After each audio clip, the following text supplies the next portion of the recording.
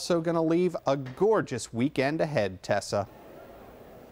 All right, Dave, thank you very much.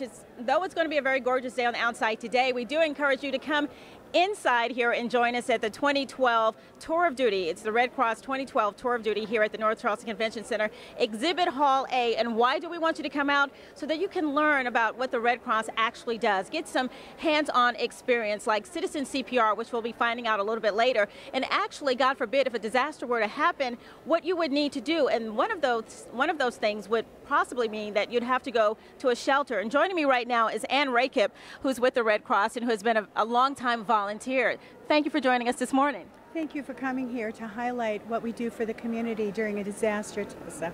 We're very grateful. Oh, of course, our pleasure. Now, Ann, talk to us about if a family were to have to go to a shelter, what would they see? What are some of the dynamics of a shelter? Well, the first thing, if you have to go to a shelter, the best thing to do is to try to bring some personal items, maybe your own pillow, a blanket. We have those items, but it's more comforting for people if they have things that they're familiar with. If you take medications, if you wear eyeglasses or contact lenses, if you have children, maybe some items that would comfort them. A toy, a stuffed animal, if you have a baby, diapers, formula, that type of thing. Now, what if you have a pet?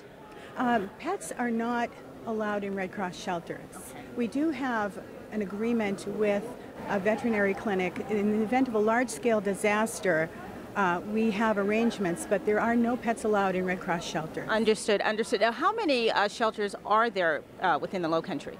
In the Low Country, we have articulation agreements with around 63 shelters, and they're opened as needed.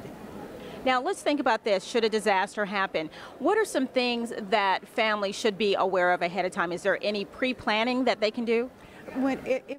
If we have a weather event and there's an opportunity to prepare, it's best to get together a box of the items that we mentioned a few minutes ago so that when you're in the middle of chaos, all you have to do is grab one box, your family, and go to the shelter. All right, Ann, thank you so much. And of course, when you have that disaster, and should you not decide to go to a shelter, you still want to be prepared. You still want to have those items within your home so that your families can be able to sustain themselves. And joining me right now is another longtime volunteer who's just back from a tour of duty, Mary Boss. Thank you for joining us. Thank you for being here. This is awesome. All right, now let's talk about being Red Cross ready. What is that? Red Cross ready means that we think of being ready for hurricanes here on the coastal area, but there are a lot of reasons that you may need to leave your home suddenly, quickly, at the last minute. And we have a display here today for people to come and see what a grocery store experience would be like before and after the storm. We have personal kits that you would perhaps take with you if you went to a shelter. And we have family shelter-in-place kits available for people to sort of look through and see what kind of items that you have in your home, but they're scattered all over your home. Right. And we would like for you to gather your personal belongings and have them ready. So if you had to leave, you would be Red Cross ready to take off at a moment's notice and have your personal items and be in your own safe comfort zone. Now, what are some basic supplies that people should have in their kits? Obviously, you need water. 2 gallons per person per day is the minimum for water. But non-perishable foods, toiletry items, if you have children, some toys perhaps to keep them occupied, board games, tools. People have tools that are all over their house, but you're going to need them all in one place. So we try to get people to think about that and their pets when you're shopping for yourself, for your pantry. Yes. Don't forget about your pets and your leashes and your vaccination certificates and your insurance policies. Right.